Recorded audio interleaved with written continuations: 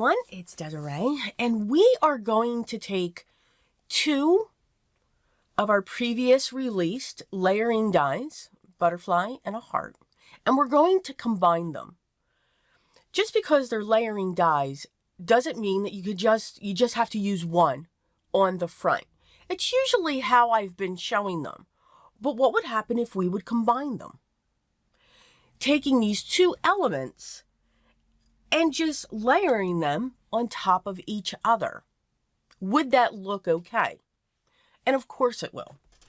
With the heart, I used natural colors, ivory, tan, brown.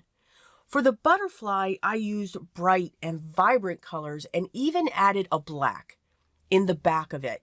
So we've got the black, the magenta, and this grayish teal color-ish thing.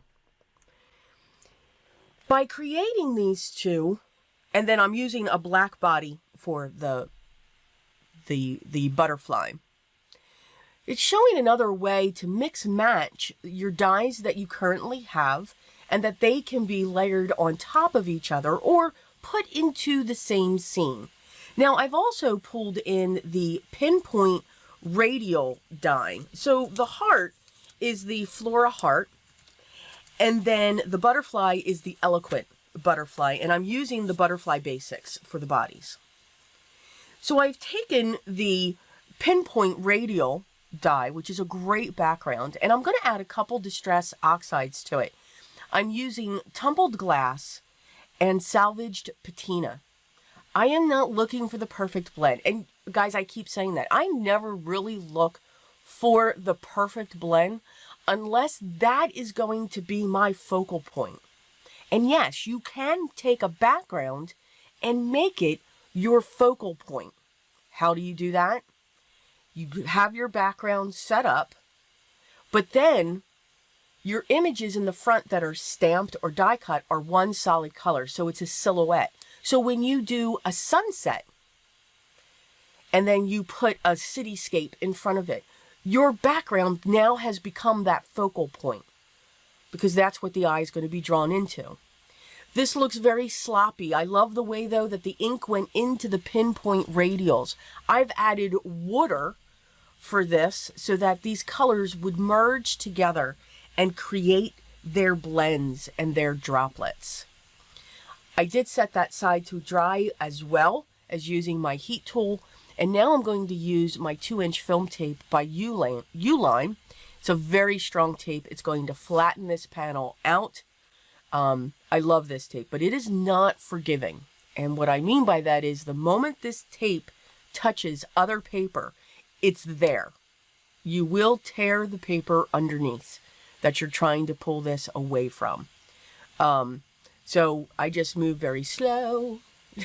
As I'm putting that down, I'm up on my tippy toes. But if I'm crooked, I'm crooked.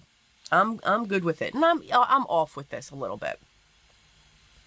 I love the subtleness of the background, but yet you can really see that radial now because the die went into those pinpoints.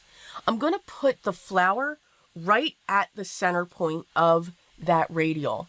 And now I'm just looking at, okay, how is my butterfly going to look? So I'm going to set that down so that it looks like it's just hovering at the base of that. Simple, clean, and this card can be anything that you would want it to be.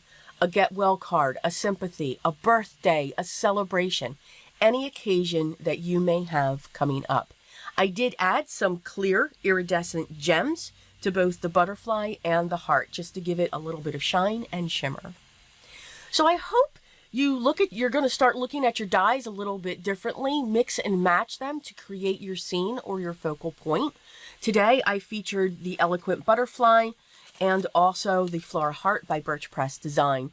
As always, the products that I use will be listed down below in the video description, and if you have any questions, make sure you leave those down below as well. If you haven't yet, please, I'd love for you to subscribe, so make sure you hit that button and make sure you hit the thumbs up. That lets me know that you enjoyed this video and helps YouTube to push it along so that others can enjoy it as well. Enjoy your day. Always. Enjoy the art that you are creating, and I'm calling it art because that is what it is.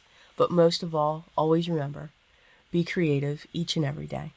Talk to you in the next one. Take care.